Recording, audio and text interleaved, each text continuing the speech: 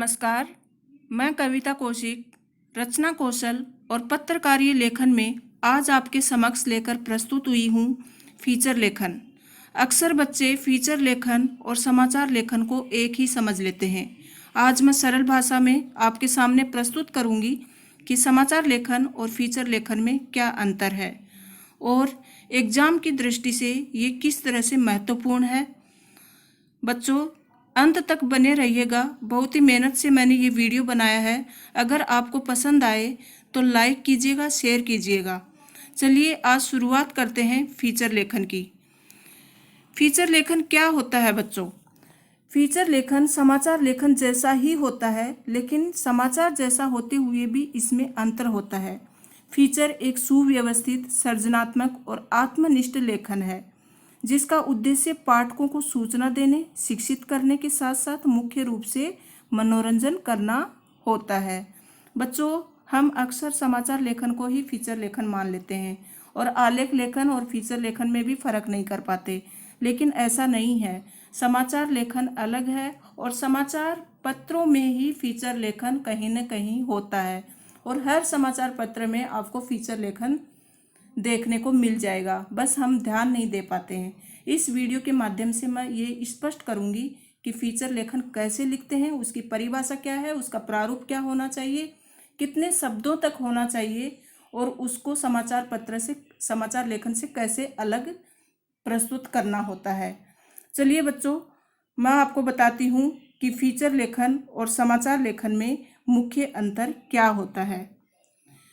देखो बच्चों, समाचार लेखन क्या होते हैं, ये तात्कालिक घटनाओं पर ही आधारित होते हैं। जैसे आज कोई घटना घटी, अचानक एक्सीडेंट कहीं हुआ, बहुत सारे यात्री मारे गए, वहाँ चुनावों का प्रचार प्रसार जोरों से चल रहा था, राजनीति में ये हो रहा है, संसद में हंगामा हुआ, इस तरह से जो भी समाचार आते हैं स्पोर्ट्स से रिलेटेड या राजनीति से या फिर कोरोना वायरस से संबंधित, वो तुरंत आपको समाचार पत्र में देखने को मिल जाएंगे।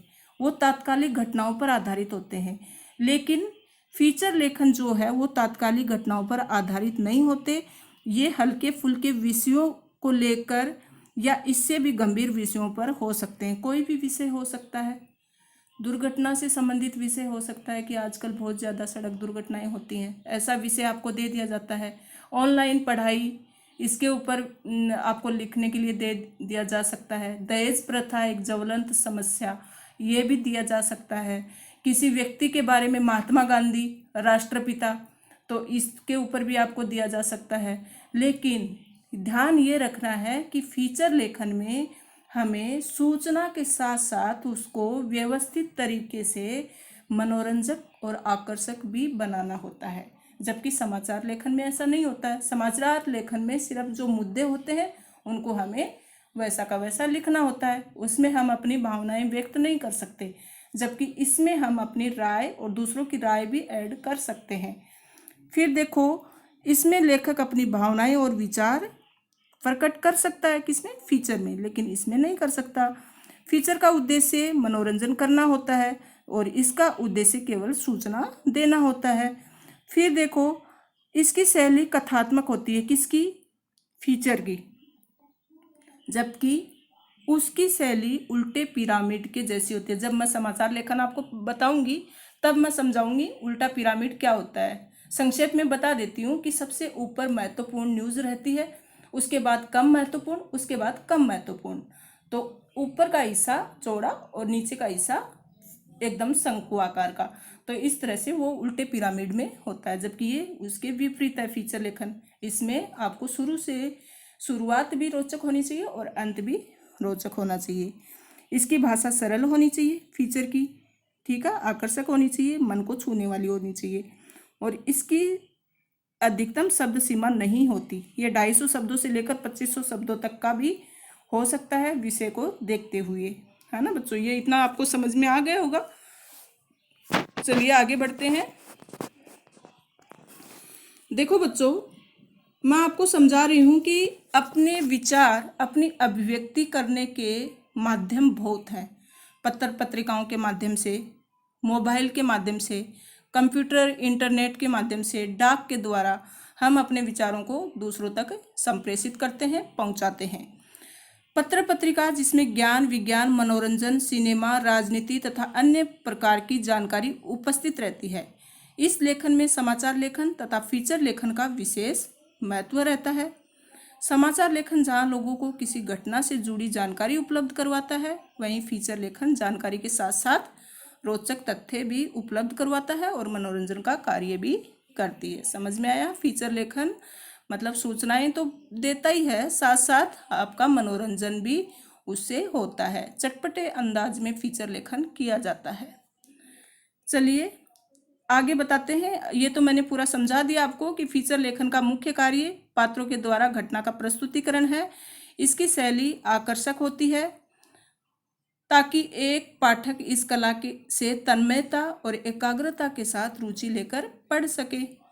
फीचर लेखन क्योंकि मनोरंजन के साथ साथ सूचना और ज्ञान भी देता है, इसलिए यह इस पर लेखन में रुचि उत्पन्न करना अति आवश्यक है। तो मतलब एक सही फीचर लेखन वही कहलाता है जिसमें सूचना भी हो, ज्ञान भी मिले और उसके साथ साथ उसमें उत्सुकता भी बढ़े पढ़ने के लिए। तो अगर सामने वाला पढ़ने के लिए और सोचने के लिए मजबूर हो जाए आपका फीचर, तो ये समझो कि फीचर लिखना सार्थक हुआ। जहां समाचार पत्र कई प्रकार के बंधनों से बंधा होता है, जैसे सिर्फ और सिर्फ घटना की ही जानकारी देना। ठीक है, समाचार पत्रों का काम क्या होता है कि कोई सूचना पहुंचाना, सही सही सूचना छापना, जबकि फीचर लेखन में ऐसा नहीं होता है। कोई विषय होता है और उस विषय के ऊपर आप तथ्य भी उसमें प्रकट करोगे, साथ साथ उन तथ्यों को रोचकता देने के लिए आप अपने भावों को भी उसमें व्यक्त करोगे। उल्टा पिरामिड शैली में लेखन करना आदि, ये उसकी बाध्यता होती है कि सबसे ऊपर न्यूज़ लिखोगे, वो इम्पोर्टेंट न्यूज़ लिखोगे, फिर उससे कम महत्वपूर्ण, फिर उससे कम महत्वपूर्ण। ये समाचार पत्रों की बाध्यता होती है और उनको ये प्रारूप फॉलो करना होता है, जबकि इसका कोई ऐसा प्रारूप नहीं है। इसका यही है कि शुरुआत आपको रोचक ढंग से करनी चाहिए, तथ्यों का उसमें संकलन होना चाहिए, लेकिन साथ साथ उसमें मनोरंजन भी होना चाहिए। ठीक है, फीचर लेखन समीक्षा शैली के निकट है, या यूं कहें कि फीचर लेखन और समीक्षा लेखन एक दूसरे के पर्याय हैं। समीक्षा लेखन मतलब उसकी अच्छाई क्या है, बुराई क्या है, ये फीचर लेखन में देखने को मिलता है कि उसमें कमी क्या है और सुधार करने की आवश्यकता क्या है। अब देखो बच्चों, मैं आपको बताने जा रही हूँ कि इसके कौन कौन से प्रकार हैं। पहला है खोज परक फीचर। खोज परक फीचर क्या होते हैं? जो डिस्कवरी पर आधारित होते हैं। साक्षात्कार फीचर मतलब किसी का इंटरव्यू लिया, किसी ने भी, कोई इंटेलिजेंट बच्चा है जो बन गया, कुछ भी बड़ा ऑफिसर बन गया, नाम हो गया उसका इंटरव्यू दिखाया गया कथात्मक शैली में, रोचक तरीके से, तो वो भी फीचर का प्रकार है। जीवन शैली, किसी की दिनचर्या, लाइफ स्टाइल किसी भी व्यक्ति की हो सकती है, विनोबा भावे, महात्मा गांधी, है ना, तो ये जीवन शैली पर आधारित फीचर हो गया। फिर रूपात्मक फीचर और व्यक्तिगत फीचर, तो पर्सनल लाइफ किसी की, वो दिखाया जा सकता है इसमें, या फिर आपका व्यक्तिगत, आपके ऊपर भी पूछा जा सकता है कि आप अपने व्यक्तिगत जीवन पर फीचर लिखिए। ठीक है, फिर यात्रा फीचर, यात्रा वर्णन दे दिया जाता है और उसके ऊपर फीचर लिखना है। तो इस तरह से फीचर के प्रकार हो सकते हैं, ऐतिहासिक भी हो सकते हैं, समस्यात्मक भी हो सकते हैं, सांस्कृतिक भी हो सकते हैं, फीचर के कोई भी प्रकार हो सकते हैं। तो ये है फीचर के उदाहरण कि किस किस प्रकार के फीचर लिखे जाते हैं। बच्चों, एक उदाहरण आपके सामने प्रस्तुत है जिससे आपको क्लियर होगा कि फीचर लिखते समय हमें किन बातों को ध्यान में रखना चाहिए। देखो, स्टार्टिंग में इसमें दिया है चुनावी वायदा पर संक्षिप्त फीचर लेखन करना है। चुनाव प्रचार के दौरान चुनावी वायदा, तो ये मुद्दा ही ऐसा है कि आपको तुरंत क्लिक हो जाता दिमाग में कि नेता जब भी चुनाव आते हैं तो नेता अपने भाषण में बड़े बड़े वायदे करते हैं। उन बातों को ध्यान में रखते हुए आपको आकर्षक रूप से कुछ पंक्तियां लिख सकते हैं या कुछ ऐसे वाक्य जिसको स्टार्टिंग से ही पाठक पढ़ने के लिए उत्सुक हो और आगे तक लास्ट तक पढ़ता ही जाए। तो देखो शुरुआत कैसे की है। चुनाव आते ही नेता अपने क्षेत्र में प्रचार प्रसार के लिए लग गए हैं, रोचक तरीके से वोटरों को लुभाने में जुड़े हुए हैं। नेता एक दूसरे के कमियों को उजागर कर अपना प्रचार प्रसार कर रहे हैं। तो ये है ना कि मतलब चुनाव आते ही अपने अपने क्षेत्र में नेता जाते हैं, बहुत सारी भीड़ इकट्ठा करते हैं, पैसे लुटाकर भीड़ को जमा करते हैं और बड़े बड़े वायदे करने लगते हैं। तो हर बार के चुनाव की ये खासियत हमें देखने को मिलती है। तो शुरुआती हमने इन लाइनों से की। फिर दूसरे पैराग्राफ में ही आपको फीचर लिखना है, कम से कम 3 पैराग्राफ आपको बनाने ही होंगे, ठीक है। फिर देखो ये यहाँ पर जिसने भी लिखा फीचर उसने अपनी राय दी। आज रायगढ़ में उपस्थित जय भगवान, जो कि वहाँ के वर्तमान सांसद हैं, उन्होंने अपनी जनता को पुराने सभी किए गए वायदों को छिपाने के लिए नए नए वायदे किए। तो ऐसा होता है ना कि पुराने वायदे तो जैसे ही वोट खत्म होते हैं, कुर्सी मिल जाती है, पुराने वायदे भूल जाते हैं, और जैसे ही फिर से वोटिंग होती है, चुनाव नज़दीक आते हैं, तो पुराने वायदों को जनता उकेरे नहीं, उगले नहीं, इसके लिए नए नए वायदे, लुभावने वायदे किए जाते हैं ताकि जनता फिर से उनको वोट करे। तो ये यहाँ पर ध्यान आकर्षित करने की कोशिश की है और पाठक के अंदर जागरूकता पैदा करने की कोशिश भी की है कि इसको पढ़ते हुए आगे से आगे पढ़ता जाए, ठीक है। आपको भी फीचर ऐसा ही लिखना है जब भी लिखोगे। सांसद अभी तक वहाँ मूलभूत सुविधा उपलब्ध नहीं करवा पाए, ये फिर चुनाव को देखते हुए पुराने नए वादे जो लोगों को लुभाने वाले हैं उसे प्रस्तुत कर रहे हैं।